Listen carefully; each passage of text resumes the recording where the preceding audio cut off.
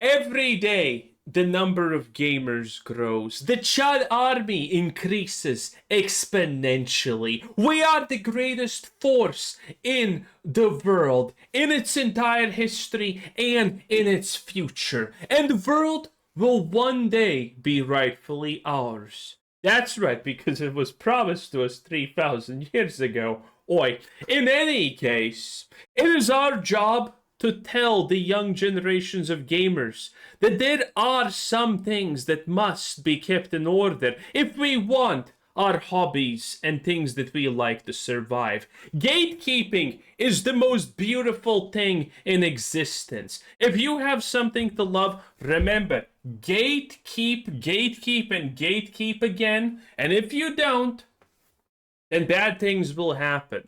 And the second most important thing is teach people about the existence of true evil. And in our case, that is Anita Sarkeesian, the boogeyman of gaming, the literal person who can be pinpointed as the beginning of all the bad things, of all the wokeness, of all the DEI, of all the anti-gamer garbage that we have had to deal with for years. And why?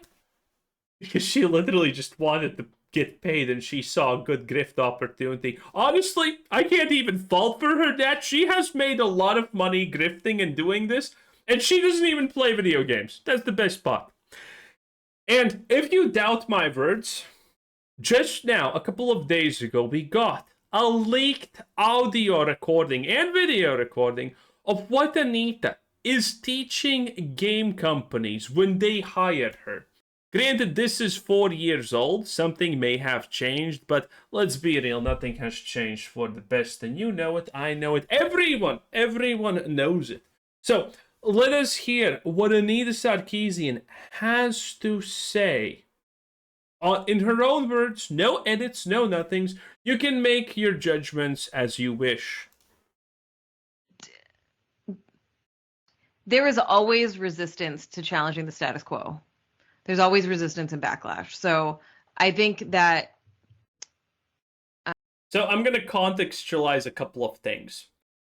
What is the status quo, in case you don't know? The easiest way, while not fully correct, to understand what the term status quo means and refers to typically is challenging a corrupt way of doing things or challenging a bad way of doing things. Not technically the definition, but that's how mostly the term status quo is used in a lot of situations. So she's already making herself, by the way, to be the underdog, the one who's fighting for the right things. Maybe I can illustrate this with an example. So I don't debate people. For years, these fucking assholes on the internet are like, debate me, like I'll pay you 10 grand if you debate me, blah, blah, blah, blah, blah. And I'm just like, no. And the reason I don't is because she's absolutely terrified, because everything she believes, everything she sells is based off of lies that can be disproven with a simple Google search most of the time. Because it is a lot harder. When you're perpetuating the status quo, you can use 2-3 words to get your point across. When you're challenging the status quo, you have to unpack the status quo and then provide a vision for the future and the alternative vision, right? So you are immediately in a losing position, right? Like you can't win that. There's no way. Yeah, she's effectively kind of low-key calling everyone who doesn't believe the things she believes as stupid, uneducated, and completely lost causes. It's kind of funny, isn't it? And so I think for me, all of the work that anybody does that's challenging the status quo to build more progressive, a more progressive, more social justice world is immediately confronted at every turn constantly with that type of resistance. It's a lot of like, how do you phrase things in a way that is accessible to the largest audience possible while retaining the core of what you're trying to say without dumbing? How do you gaslight people harder while not losing the main point of that you are the oppressed group, okay? That's kind of what she's going for here. And it's pretty funny. And every time she explains herself, this is why these things are private. This is why we're not supposed to ever see them. Because people who are going to be even slightly critical of what she says are instantaneously going to call out this as blatantly delusional. Because this is blatantly delusional. They are the victim. They are fighting the good fight. We are the evil ones. And why? Well, you see, because we like gaming just the way it is. We liked it as it was before you came in. And, this is where we're uneducated, we're stupid, and blah, blah, blah fits in, because we're challenging her ideas. Down what you're trying to say, right? I loved what Bell Hooks was such a huge inspiration to me when I started, who talked about how she used pop culture in her classroom as a way to engage with students on issues of difference and transformative justice, and that she... The recording's laggy for some reason, by the way. She used accessible language, but she didn't ever reduce the she didn't ever simplify what she was saying, right? It's not like she... Wait, this is such a lie. Listen, if you're not simplifying down what you're saying to make it more accessible, then you shouldn't have any need to simplify it in the first place, but because it's already understandable. So this is a lie. Again, this is just, she's talking about the person that inspired me the most is the person who found the most efficient way to lie about the things that they are doing. It is crazy. It is really crazy what you find when you listen to these people. I remember the Bungie Destiny developers talking about making Destiny. Todd Howard and Emil Paglarino from Bethesda talking about why they don't even want to make good stories because people don't care. These people will always find some kind of reason why they can keep doing what they're doing and everyone else is wrong, even though they're the only ones of that opinion. It is fundamentally just trying to remake the world to something that it's not. And this is why they're failing, because we're not as stupid as they think. We see the lies for what they are. She had to make her concepts and her theories less intellectual. She just figured out a new way to say it. And I think for me, in the bulk of my work in the past has been a lot of how do I phrase things in a way that I can get the most people to understand or to hear me or to get on board, right? Oh, and by the way, the explanation for this video is Anita Sarkeesian answers how she's not lying to people and not pushing a message, and she proceeds to explain how she's lying to people and exactly how she's pushing an agenda.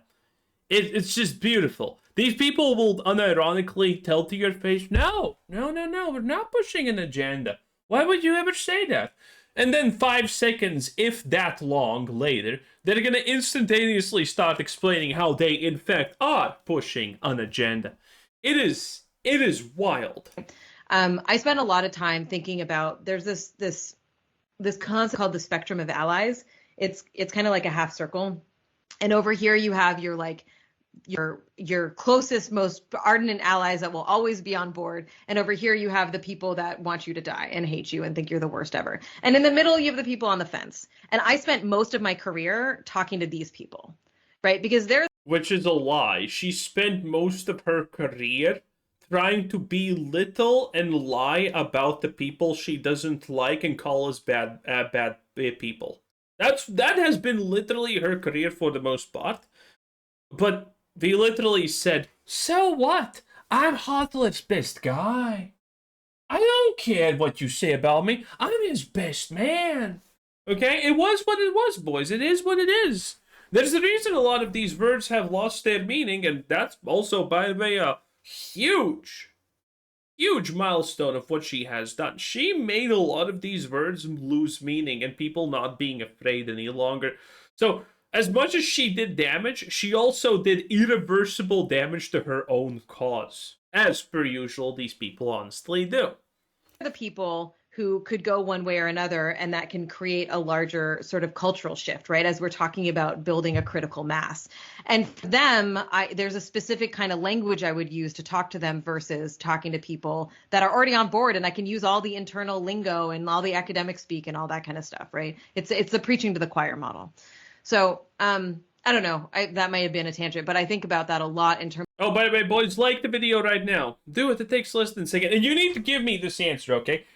Obviously, a new location. Should I actually go to the previous one? Because I'm not sure the lighting is good. You need to answer me, tell me that in the questions, okay? Please, if you will. It would help me out tremendously. And the real question is, okay? This is look one. Okay? This is how it looks. I don't personally like that you can see the window thingy and the what's the English name for this? Whatever. I don't personally like that you can see it, but maybe you people don't care. I'm not sure. Either way, if you like this is number one, how it currently looks. Vote for number one in the comments, okay? Find someone who says, I like number one, and upvote it, please. And the alternative is, it looks like this. Is this better or is this worse? This is 2. You see, my hand cuts kind of off, which is a little bit bad. Okay. Should I do it? This is number 2. This is number 1, okay? Should I? Oh, made it a little bit too large. This is number 1, and that was number 2. Please vote which you think looks the best. I really want to know your feedback. This is at the end of the day for your enjoyment. Or should I just, remove the webcam because my absolute luscious haircut is just too much for people to handle. In any case, thank you for liking the video, and onward we go. Of what are the challenges, like, and even in your workplace, right? You think about, like, if you're trying to make change, or like ERGs are trying to do stuff, like, you have to think about how you present your message and how you talk about stuff. And you also have to understand that people are going to find you when. Again, people who don't need to lie about what they think, what they believe, will never say stuff like this. They will. Anyone who needs to contemplate how they're approaching people and situations and describing things are typically lying to you. Because normal conversation does not require you to have some kind of specific approach.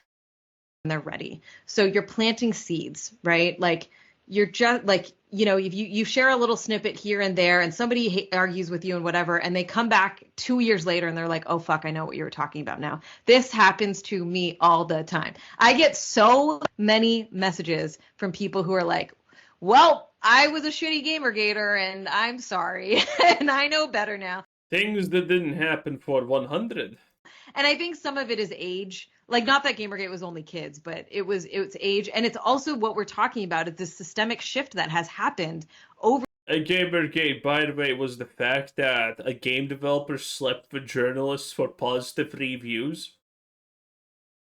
And gamers did not like that the developer slept with multiple journalists for positive reviews and called it out. And that's obviously a big no-no. And gamers were bad for that. There you go. That's Gamergate. I'm serious, but if you don't know, that's literally it. For the last decade, that, like, while we've had extremely regressive politics and an extreme backlash to the progress, we have seen a progressive shift. Like, let me tell you, in the middle of 2020, when, like, the big Black Lives Matter protests were erupting. Also, again, this is 40 years ago. Remember this. All of the things that she's speaking about now are completely dead in the water. Hearing mainstream people say the word white supremacy was a fucking shock, because as, like, activists, we were using the word all the time, but we would not use it in, like, mixed company, because people didn't understand that white supremacy wasn't just, like, Nazis, right? And the fact that that is now mainstream and we're saying that word and we're talking about capitalism, like, it's not just the air we breathe. It is a system that could change potentially. Like, this shift is happening, right? And so how things change, eh? How things change. So remember, you're planting seeds, right? And even if. Anyway, that's it. The last 10 seconds are a nothing burger. Anyway, boys, what do you think? Remember, please give me your feedback because I kind of really need it. Thank you. Thank you very much. And have a nice day. Bye.